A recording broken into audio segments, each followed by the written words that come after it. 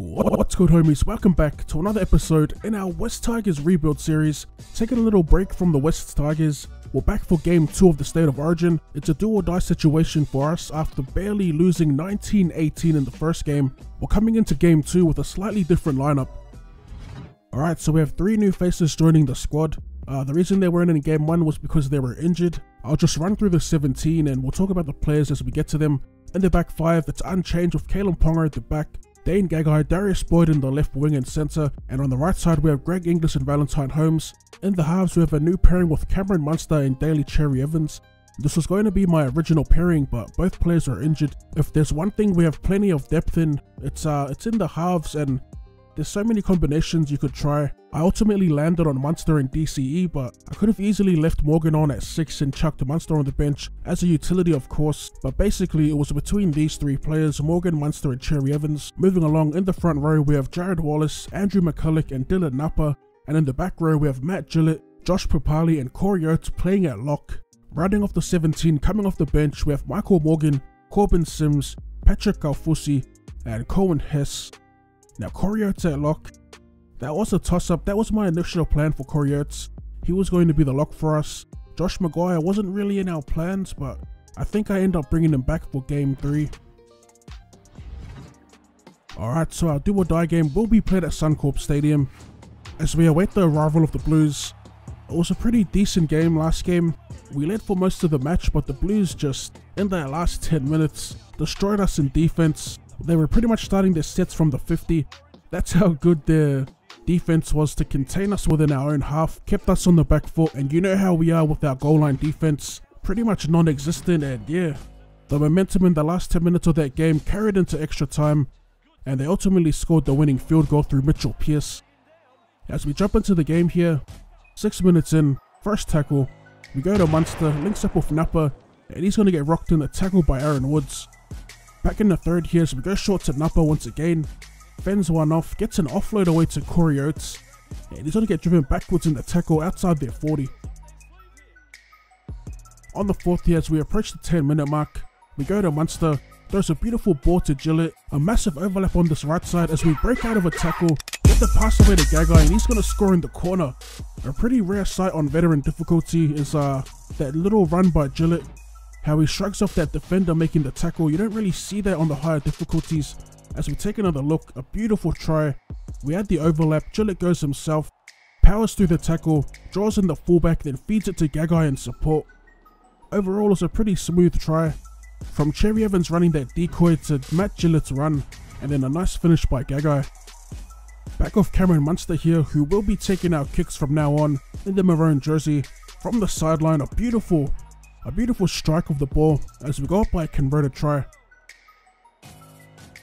Alright, back in the third, approaching the 20-minute mark, we try and get an offload away with Inglis, but it's going to get scooped up by Mansour, and he's going to race away to our 20. On the first here for the Blues, as they go wide to Marin, and Marin just takes it to the line. He gets some pretty good post-contact meters on the 10. Second here as they go short to Maloney, and he's just going to power his way towards the try line here. OP little drive. I thought they patched this drop down try, but I guess not. As we take a look at the replay, he drags Kalen Ponga over the line with him, and he's going to ground the ball for their first points of the game. Also, the animation itself still looks pretty jacked, as you can see here on the bunker review, and they're going to get the green lights as expected. As Maloney sets up to take the shot at goal, pretty simple kick from right in front, and he's going to tie the game up.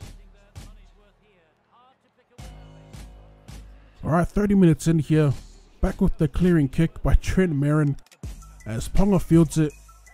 He's had a pretty quiet series so far, I think, Kalen Ponga. I need to try and utilize his sidestep as we go short to Gillett, straight through the defensive line, gets a beautiful pass away to Oates. We get grounded just inside our 40. Second tackle, and I think we just hit the line here.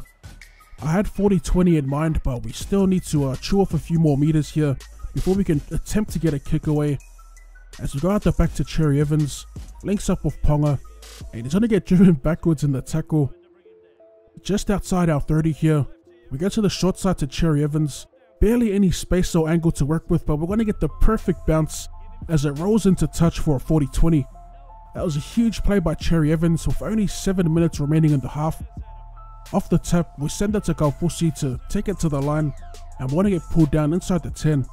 First tackle, we send it to another big unit in Corbin Sims, and he's going to power his way over the line for our second try of the game. As the bunker reviews the grounding here, and we're going to return serve with a little drop down try of our own. More realistic though. We get the green lights, and the obvious 2 points will come from right in front. As Cabin Monster takes the strike, and he's going to get us back out to a 6-point lead. Alright, the following set here, off the kickoff, we send it to Galfusi to take the first run, and he's going to get pulled down inside our 20. First tackle, we go short, and then we hit Sims running onto it. A nice little run there as he gets some decent post-contact meters. Back of Cherry Evans, delivers a pretty suspect ball to Corey Ertz, puts him through the gap, and we want to get pulled down on their 40. We've had them on their heels for most of this set. As we continue to chip away at their line, it's going to be Cherry Evans this time with a chip and chase to himself, and he's going to get pulled down inside the 20. So with a decent setup to the left, we try and go out the back to Boyd, but it hits Galfusi, and it kind of slowed the set down for us. Fifth and last here, we're still a long way out from the try line, but we're going to send it to Cherry Evans. He's going to put up the bomb. It's a perfectly placed kick, and it's going to be Matt Gillett who comes up with the catch. I don't know what the defenders are doing there. I guess they were leaving it to bounce into touch, but it was a beautiful kick by Cherry Evans, and it ends up being an uncontested catch for Gillett. As we take a look at the replay, no one around him, makes the catch, grounds the ball for a well-deserved try after a pretty solid first half performance. As we jump back to Munster here, taking the conversion, slots the 2 points and gets us out to a 12-point lead heading into the break. What a pretty solid first half performance. We're finally getting that go forward that we didn't have in the first game, and our halves are coming up with some pretty nice plays off the back of those big runs. Looking at the halftime match stats, the Blues aren't necessarily having a bad game. They've completed all their sets, no errors, no penalties conceded, and they've kept their missed tackle count to a single digit. We've basically just held the ball longer and we've been more effective with ball in hand. Alright, back in the second half here. We're going to start things off as we send it to Ponga, tries to find Sims, but it's a terrible pass. Then I don't know what the hell, why I passed that for, but I was looking for one of the big boys to hit it up, but it was a terrible pass to Sims in the end, who got smashed without the ball. As the Blues get the scrum feed here, it's going to be Tedesco off the scrum. Nothing fancy, just a simple hit up. 15 out from our line as they go short to Maloney. He links up with Jackson, and he's going to get some decent post-contact meters, gets closer to the try line. Inside 5, as they get it to Maloney, and they just send it out to Fafita, who's going to cross the line untouched for his first try of the game.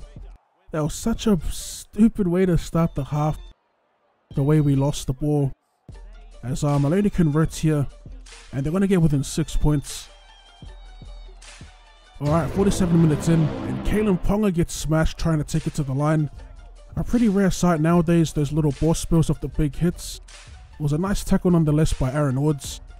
As they send it to Pierce, and it's going to be the man who put the hit on, who gets his legs pumping towards our 30.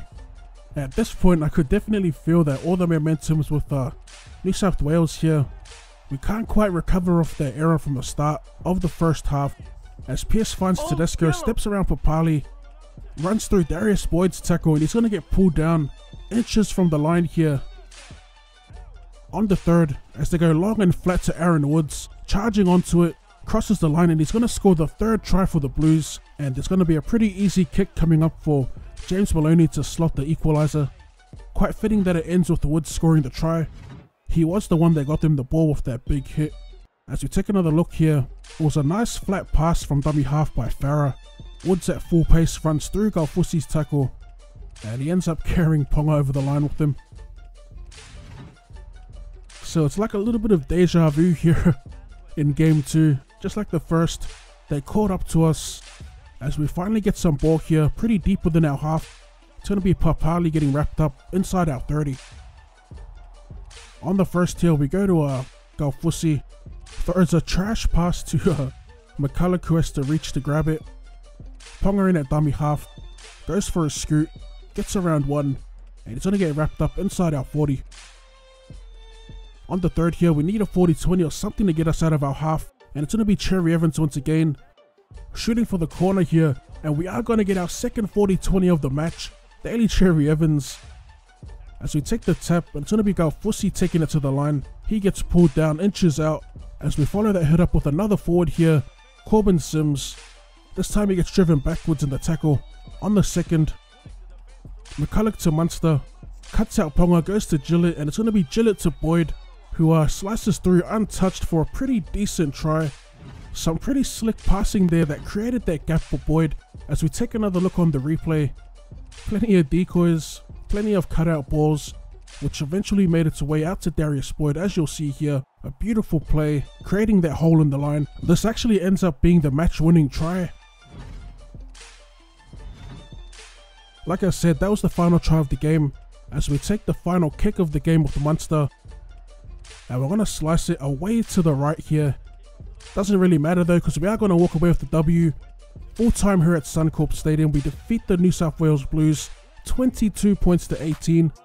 There were some worrying signs in the beginning of the second, but that was on the back of our own error. We just needed the ball back, and once we did get it back, we managed to score, and then we just defended for the rest of the half. Overall, it was a pretty decent performance. I really liked the look of the side. Our starting props in particular had a pretty big game, followed up by our playmakers, with an emphasis on Daily Cherry Evans, who might be our long-term halfback.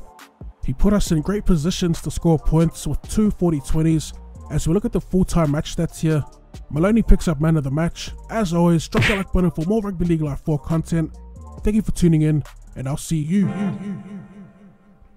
I've been later. making a mess, baby, I got some plans. My horoscope told me that, baby, I might have to give you a chance. I wouldn't run.